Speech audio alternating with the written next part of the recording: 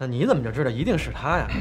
我拿我爸发誓啊！我拿我爸发誓，肯定是叶知秋这孙子干的。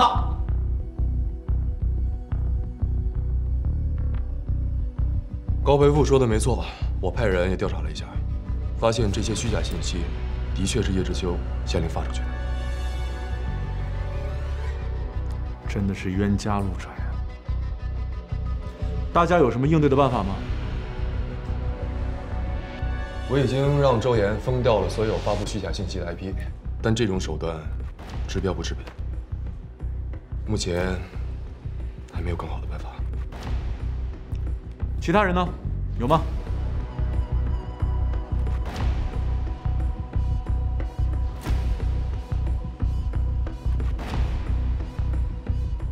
那老大都没什么办法，那我们就更没什么办法了。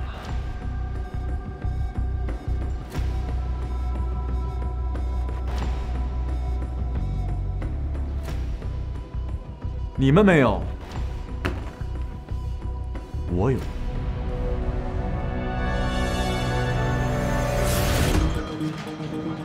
是这样的，先生，保证金制度是我们今年刚刚推出的新政策。参加者的成本，减少平台上的虚假信息，为广大误会了。我们不是收您钱，而是要代替您保管。金额呢是1个月的房租和您之前交的中介费差不多，不过这笔钱我们并不会收手。保管金啊，对啦。不过这笔钱呢，我们不会征收，而是在您撤销发布或者是合同签约之后的1个月，我们就会退回到我们的账户。不但如此啊，我们还会按照银行的活期存款利率给您相应的利息。是。房东那边怎么样？反应挺正常，也没什么波动，就是有人抱怨麻烦。这也是没办法的事，他们麻烦了，那些发布虚假信息的就更麻烦了。不过等过段时间信息环境干净了，我相信这些房东会感谢我们的。可是咱们这么一折腾，浪费这么多人力，不是很划算吧？不划算，没有比这个更划算的了。咱们先把利益放在一边，单说保证金，至少保管1个月吧。如果滚动循环起来，存在银行也有4%的年化收益，对不对？如果你付出去的话，咱们的活期利率才有多少？只有0.3%。北方市至少也有300万间出租房，1个月的保证金至少几十亿，甚至上百亿。你说这里面的利润空间有多大？就算我们只占市场份额的1%，每年从里面也能白挣出几十万的息差。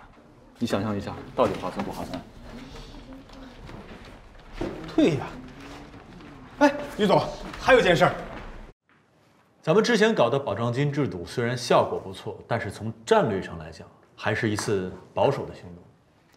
为了打击敌人的嚣张气焰，我准备进行一次反击。怎么反击啊？以牙还牙，以眼还眼。既然对手在咱们的网站发布虚假信息，那我就组织人到他们的网站上发布虚假房源。我要让那些中介和客户跑断了腿也找不到房源。对，就应该这样，狠狠地出这个恶气。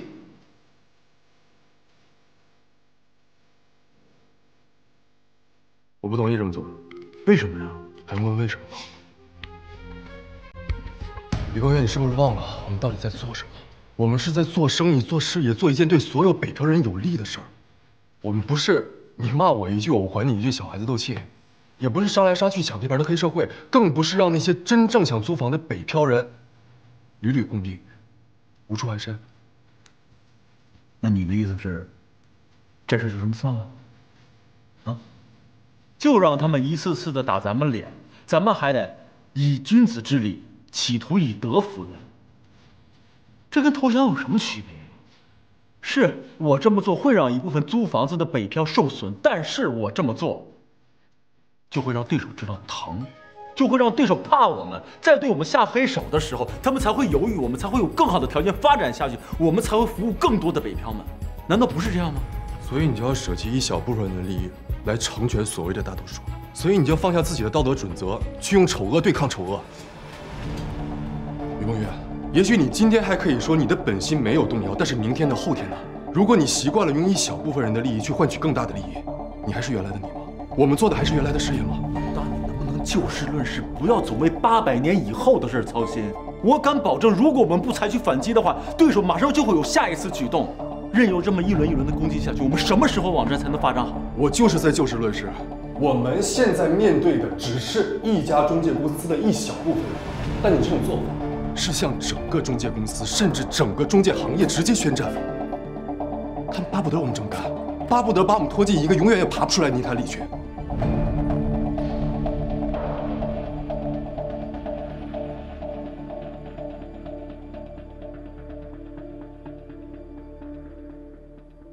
啊，都先坐下，大云你也坐下，老大你也坐下，坐下。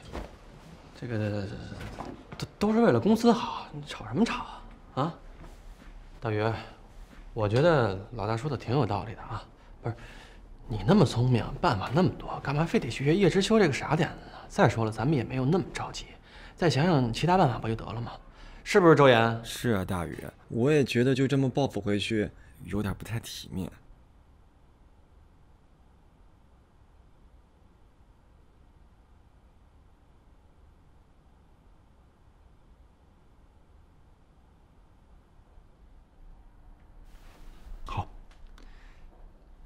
既然都觉得不妥当，我没什么好说的。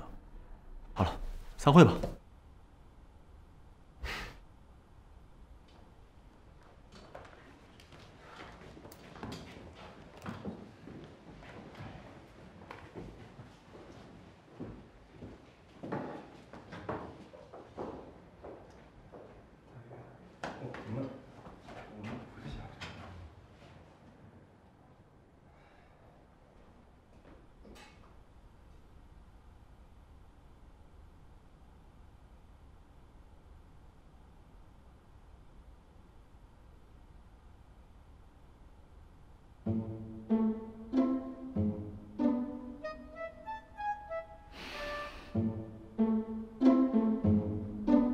最近工作怎么样？工作嘛，得讲究劳逸结合。我怎么光看你一眼没见你劳务呀？谁说的？我工作起来可认真了，不信你问张经理他们。我问他，他敢说你不好啊？知道的我把你当妹妹，不知道的还以为你是公司老板娘呢。别揪了，揪成大耳朵图图了。老板娘就对了，那才是我的奋斗目标。我最近在看一本书，叫做《如何抓住一个男人的心》。所以你就拿我做实验？当然拿你做实验了，不然我还能找别人吗？实验怎么样了？这个嘛，还不知道。不过书上有一句话，我现在就可以肯定是对的。说。书上说，一个男人越疲惫的时候，就越希望得到女人的关心。你看啊。以前我每次碰你，你就会躲开，要不然就会赶我走。所以我今天专门挑你开完会最疲惫的时候，你果然就没有轰我。我不轰你那是因为你可怜，过2天就美不起来了。为什么？因为过2天我就要给公司招一个美女进来了。哎呀，舒服，舒服。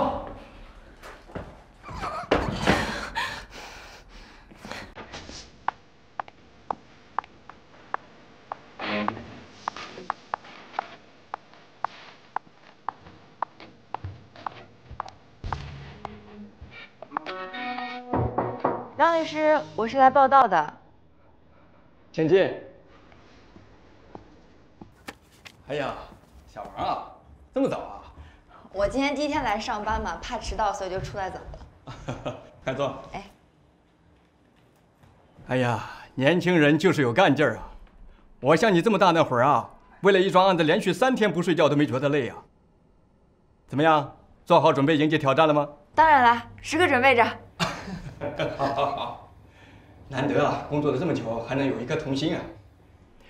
哎，干咱们这行细致而琐碎，如果没有一个年轻的心态，早晚会把自己憋死啊。张律师，您说的对，那您看是不是该给我安排工作了？哎，不急，等会儿我带你见几个人，让你认识一下。以后咱们不常见面，有什么事呢，找他们几个也可以。不常见面，您是要出差吗？不是出差，是外派。外派？对，派到企业做法律顾问。很多企业希望在没有设置专门岗位的情况下获得法律帮助。这就需要咱们律师事务所外派人员住到企业去。您这么一个资深大律师也要外派啊？不是我，是你。我这才来第1天，您就别开我玩笑了。没开玩笑，咱们事务所决定派你到一家企业去做法律顾问。什么企业啊？喏，他们老板就在楼下等着你呢。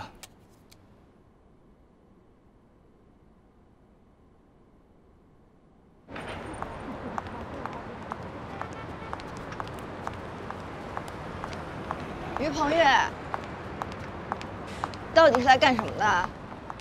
干嘛呀？这态度啊，好点啊！什么态度啊？你是我花钱雇来的法律顾问，我是出钱雇你的客户，你是不是应该对客户礼貌一点？我还是 FB 公司的股东呢，我现在是以股东的身份跟你说话。哎呀呀，你看我怎么把这茬给忘了？算了，不礼貌就不礼貌了，我忍了。你别在那儿跟我嬉皮笑脸的，于鹏岳，你是不是诚心过来给我捣乱？谁捣乱了？你也知道，公司之前的法务工作都是你经手的，你走这几天的话，公司都乱了套了，那几个新来的根本撑不了多久。而且我跟你说啊，公司现在面临着巨大的法务风险，每天都是。不过我听说高鹏律师事务所的口碑不错，所以我就想让他们随便找一个人过来得了。可谁知道他们第一个推荐就是你。编，你接着往下编，我看你就是诚心过来给我捣乱的。于鹏岳，我跟你说，我是不会跟你回去的。我没让你回去，你依然是高鹏律师事务所的员工，是我雇来的法律顾问。公司的办公室还给你留着呢，你还做之前那些工作，我不打扰你。只不过呢，咱们俩换一种方式重新开始，好不好？不好。哎，你干嘛去？你干嘛去？我辞职去。不行，我不同意。管得着我吗？我是管不着你，不过呢，不管你到哪个律师事务所，我都会出高价让他们把你派到 FB 公司来工作，除非你放弃这个行业。你无聊。小雨，说真的，我真的是逼不得已。你不知道你走这几天 ，FB 公司都乱成什么样了。那是你自己用人的问题，跟我没有关系。是我的问题。不过说实话，我喜欢你，跟你爸一丝一毫的关系都没有。我所做的一切都是为了子珊，都是为了获取你的谅解。你用谎言取得谅解有什么用啊？我向你发誓，我今后绝对不再对你撒谎，真的。求你了，回公司吧，啊！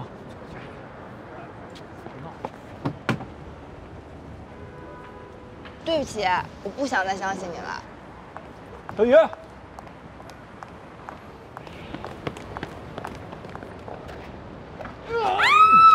于鹏岳，你无赖，你干嘛？于鹏岳，你这是绑架！我跟你说，你给我放！小心头！哎呀！你给我放开，于鹏岳！哎，于鹏岳，你把我放开！于鹏岳，你这是绑架，你知不知道？你把我放下去！儿童所，别吐了。想下车回答我一个问题。什么问题？你不是最讨厌欺骗吗？遵从自己的本心，不许骗人。坦白的告诉我，你有没有想过给我一次改过自新的机会？我没……哎，想好了再说，不许骗人。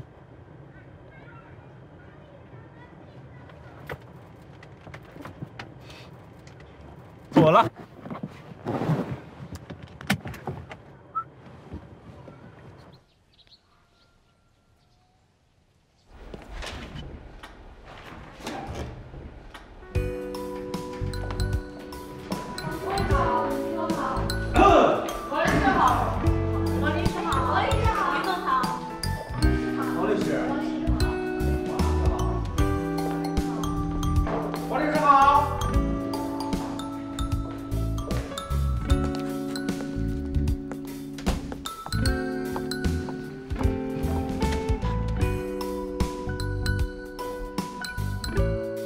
王律师，您需要喝咖啡还是 tea？ 不渴。午餐您需要吃什么？不饿。你需要休息吗？不行。这可是你说的。嘿，太晨，把这些天积攒的肉都拿过来，快点啊！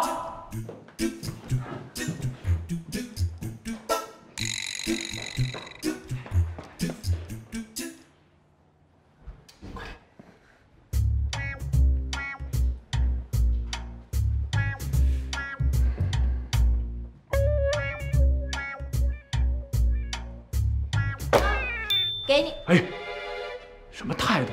问王律师好了吗？王律师好。王律师好。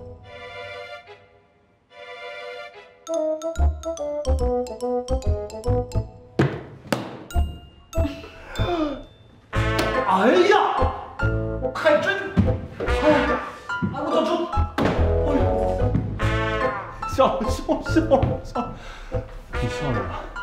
我这脚趾头踩的就直了。行了，还不快出去，让不让人干活了 ？Yes， 继续。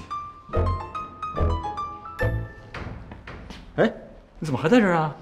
你是不是早就计划好了？我计划好什么了？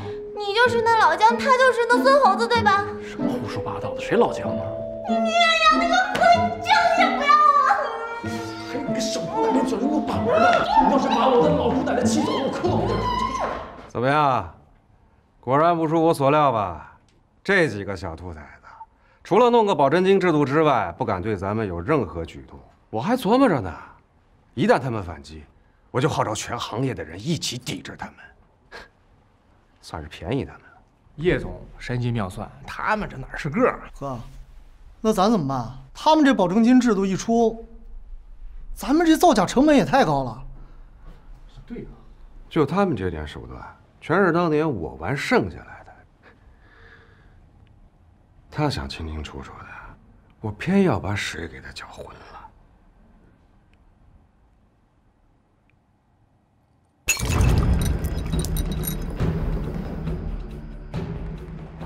哎，于总，你总算回来了。又出什么事了？电话里说的那么邪乎，害得我在客户那还没坐就出来了。于总，咱们对手又出招了。那就想办法解决应对呀，不要什么事都指望着我，好不好？杨总、李总呢？他们去哪儿了？李总出去见客户。杨总呢？请假。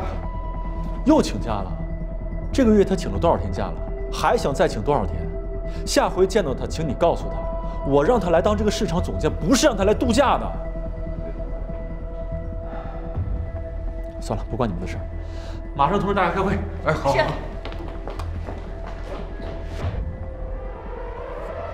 是这样，刚才从1个小时之前开始，网上出现了大批的真实房源。哎呀，其实也不能算真实。这么说吧，就是这些房子是真的，只不过出租意愿和价格是假的。说具体点。就是这些房子都有一个共同的特点，房租极低，每个月只要1块钱。1块钱。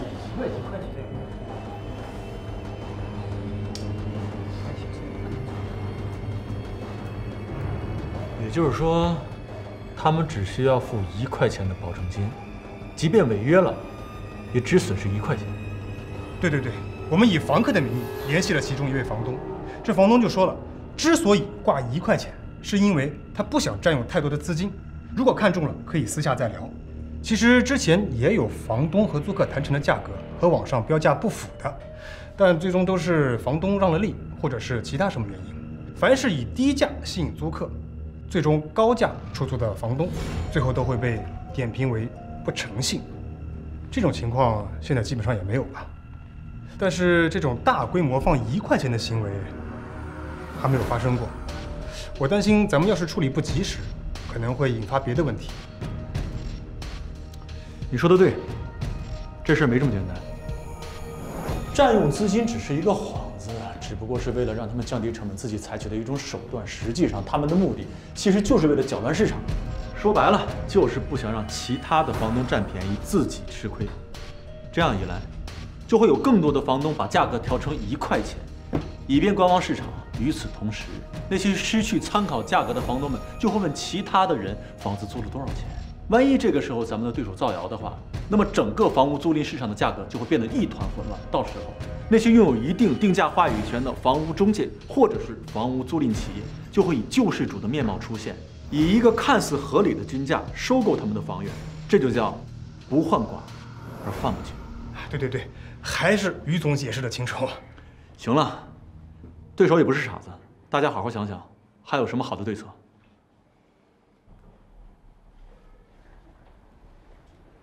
办法我倒是有一个，但是有点笨。说来听听。封掉这些房源，既然他们自己不珍惜，甘愿被骗，那就别怪咱们狠心。彻底封掉这些房源，然后咱们再发一个公告，谁要是在咱们网站上捣过乱，那以后就别想再在咱们网站上租房子。对。你是对手派来的卧底吧？他们给你多少钱？不是我这么馊的主意你都能出得出来？大家记住了，我们是做买卖，不是来赌气的。真这样干的话，只能正中对手下怀，而且还会把。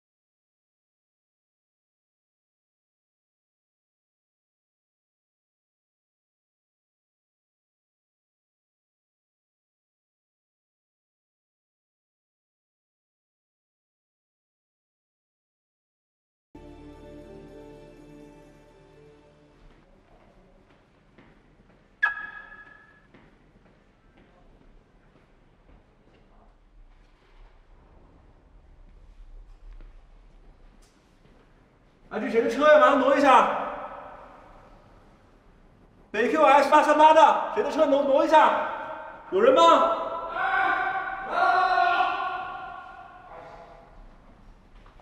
说我撒泡尿你就催。哎呀呵，哟，这是冤家路窄啊！杵着跟先生干嘛呀？挪车啊！对不起，车坏了。车坏了是吧？啊，车坏了推走，别影响别人出行。谁推啊？我推不动，要不你帮忙推呗。嘿你，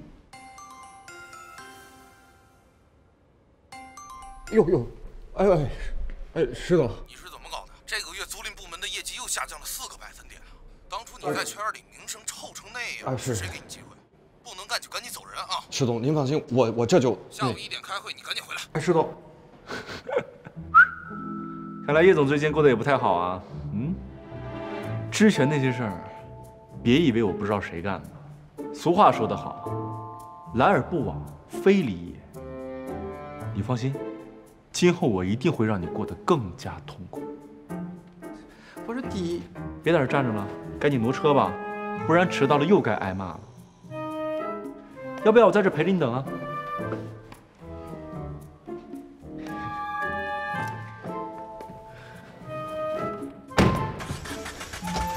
姓于的，你给我等着。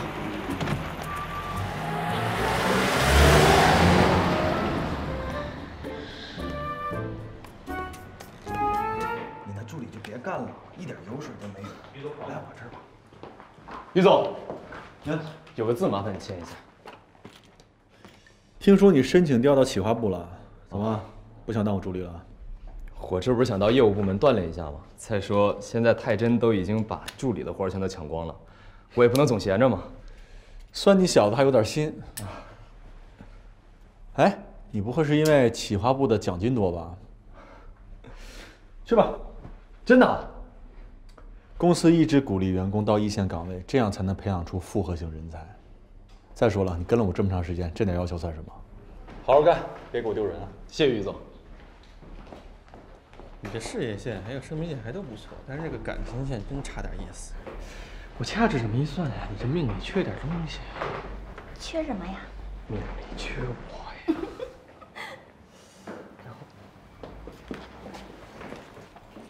大宇，上午又请假了。上午有点你还能不能行了？公司这么多人，就你3天2头的请假，你让这些人怎么看公司？怎么看你？怎么看把你放在这个位置上的我？当着我部门的人，给我点面子行不行？你还好意思要面子啊？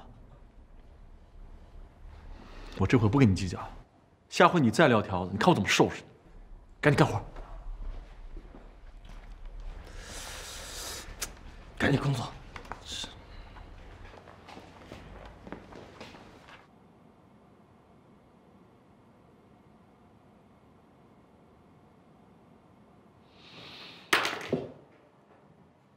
这段时间，以叶知秋为首的一小撮人为了自己的利益，对咱们北漂房客网进行了或明或暗的攻击，这使咱们受到了不小的麻烦和损失。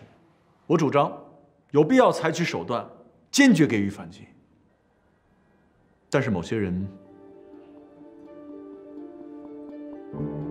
会担心如果我这样做的话，会被误解成对整个中介行业的一次宣战。我觉得这样的担心完全没有任何必要。为什么这么说呢？因为我们压根儿就没有房地产中介这项业务，我们只是提供了一个免费的信息发布平台，就跟68赶驴那样的网站一样。而且双方的经营思路和收益模式完全不同，根本不具备可比性。甚至在未来，我们有可能成为互惠互利的朋友。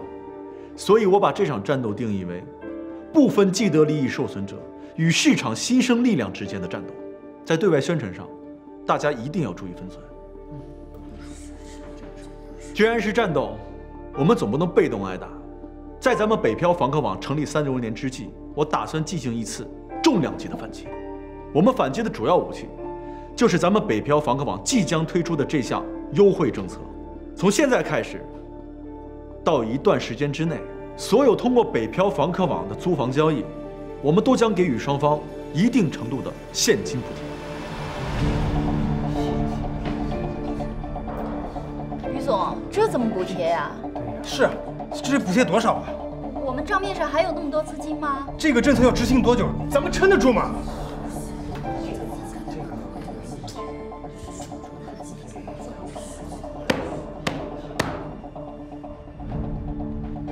之所以出台这项政策，就是为了能够在市场上制造有声势。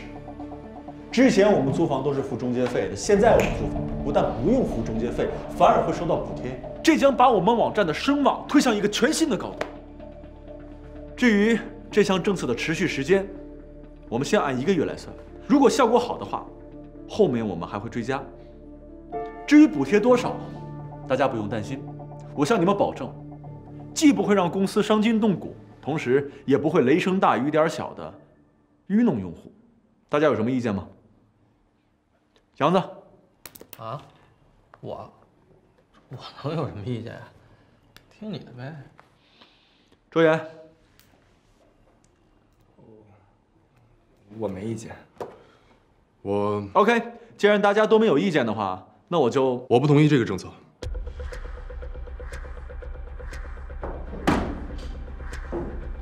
我觉得这个政策用意是好，噱头也足够，但明显没有考虑到我们公司的实际情况。哦，你说说，我洗耳恭听。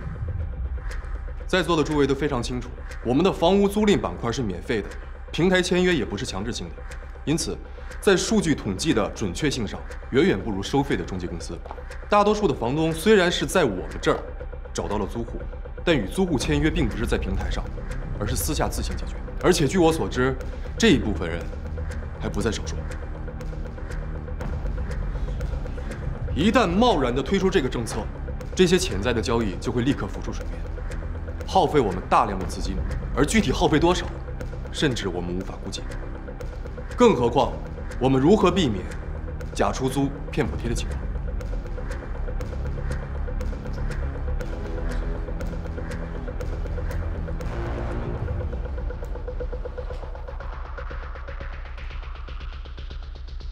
李总说的很有道理，今后大家思考问题，一定要向李总学习。不过就这件事情具体而言，我认为李总的担心完全没有必要。其实这一点我也想过，我已经让一些人做了统计和计算。老邢，把资料给大家看一下。在这份报告里，我把一些可能发生的情况做了相对悲观的预估。对于吕总所提出的成交量问题，虽然我们不收中介费，但我们完全可以从保证金当中估算出成交数量。也就是说，李总的担心是多余的。而且，通过我个人的计算，我觉得我们现在的资金完全可以支撑这一次反击。就算你之前已经考虑过这些问题，但你仍然无法判断竞争对手到底会怎么做。你有没有想过有这样一种可能？如果他们把自己的客户介绍到我们这儿来，我们是不是还得给他们兜着，给他们做补贴？你有多少钱能花呀？我觉得这种情况根本就不会发生。我们的方案一经推出，我相信在短时间之内，我们的竞争对手一定会手忙脚乱。等他们缓过神来的时候，不好意思，我们的活动已经结束了，我们的目的也已经达到了。再者说，既然双方是竞争关系，难道他们会把一向视为命脉的房源信息主动送给我们吗？真要这么做的话，他们不是疯了就是傻了，要不就是不想干了。如果到了那个时候，他们真的不想干了呢？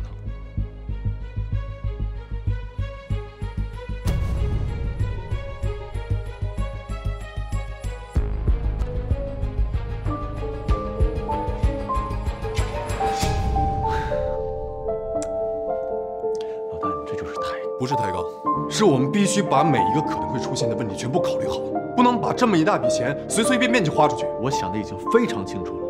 我觉得这笔钱花的物超所值，这次优惠活动将是咱们行业界的一次革命，也是咱们北漂房客网再一次升级的起点。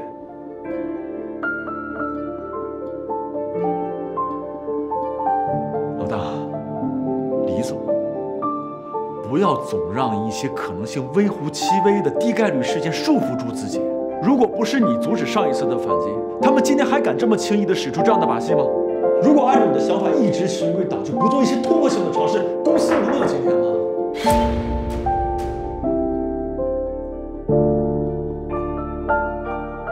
既然你已经全部想清楚了，那我没什么好说的。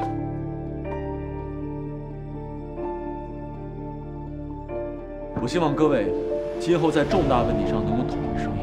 我希望我们所有人都能够尽最大的努力推进公司每一个项目正常进行。我希望我们能够齐心协力，拧成一股绳，实现我们的梦想。我希望你们都能够配合我。下面我具体说一下我们具体方案。不要总让一些可能性微乎其微的低概率事件束缚住自己。如果不是你阻止上一次的反击，他们今天还敢这么轻易地使出这样的把戏吗？如果一直按照你的想法循规蹈矩，不做突破性的尝试，公司能走到今天吗？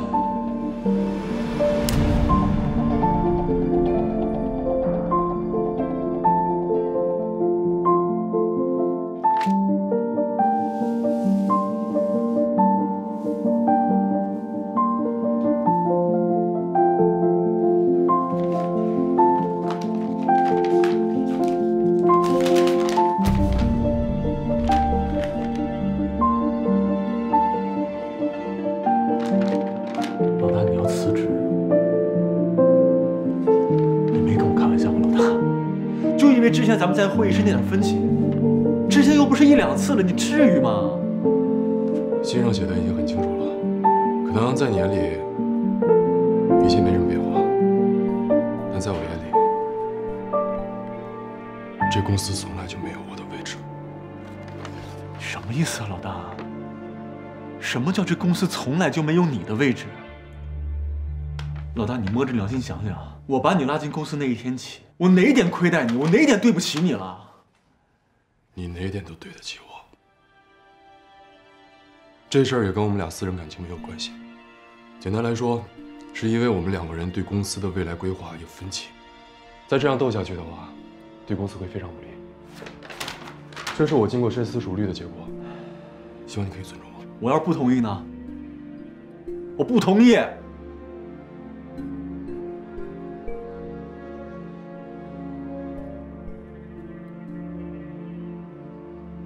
还有必要吗？你真的想走啊？是的。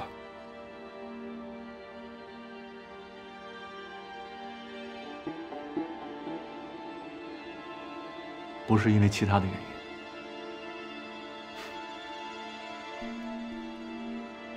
不是。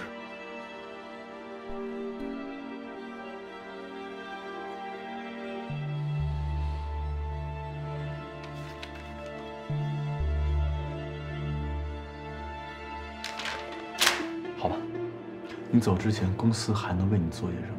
我还有5%没有兑换的期限。放心，那5%我给你换成干股。咱们除了合伙人以外，咱们还是兄弟，真的不至于因为这种事情闹得不愉快。你误会了，我是希望一切按照公司的规章制度来。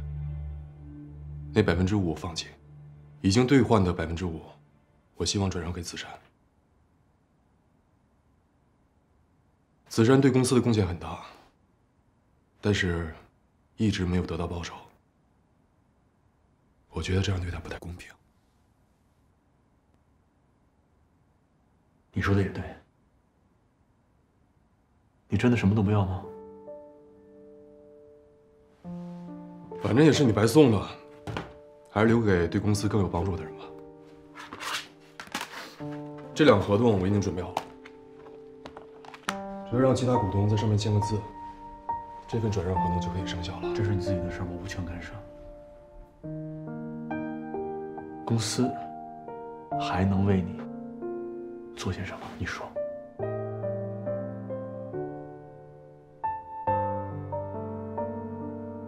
还真没有了。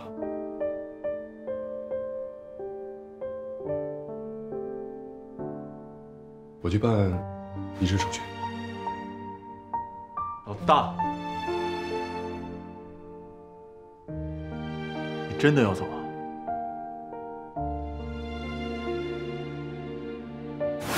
安得广厦千万间，大庇天下寒士俱欢颜。虽然前面的路很难，但是我还是想自己试试。我爸走得早，我妈一人把我带大的。她呀，为了让我飞出大山，真的是拼了命的也要供我上学。从小她就跟我说一句话，她说：“人只有到了大城市，才算是真真正正的活了一回。”所以我必须留下来，为了她。我必须在这儿生存下去，该是我疯一把的时候了。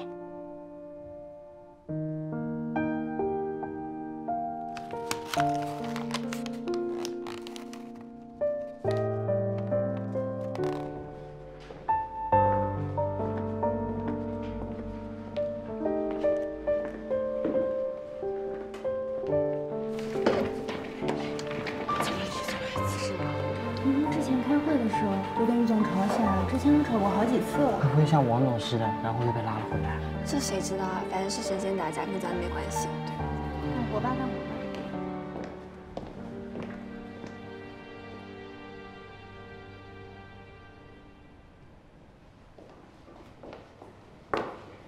小雨，哎，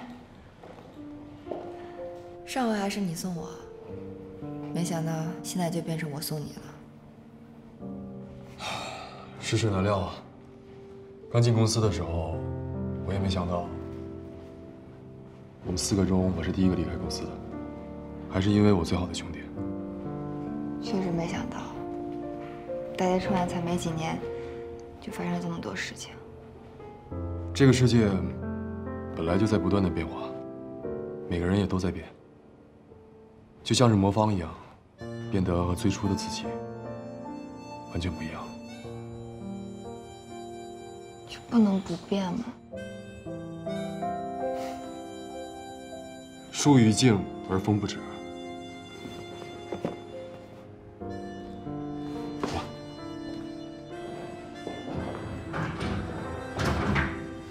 是啊，有的人真是变得我越来越不认识。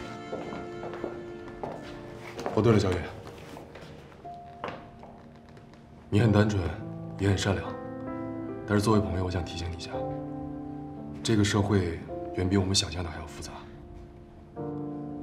很多干扰和欲望会影响我们的判断，包括权力、金钱、人情世故和爱情。你别多想啊，于鹏岳和那些人还是不一样的。可能很多事情，我想问题就是太简单了。的确，这个世界确实比我想象的复杂多了，很多人也比我想的复杂多了。哎呀，好了，你不用说了，我心里有数。就像你之前送我的时候说的，大家都是朋友嘛，以后你有什么需要帮忙的，直接跟我开口。好，我还真有事儿找你帮忙。我办公室挺多魔方，我实在拿不动了，要不然你帮我收一下。哦，好。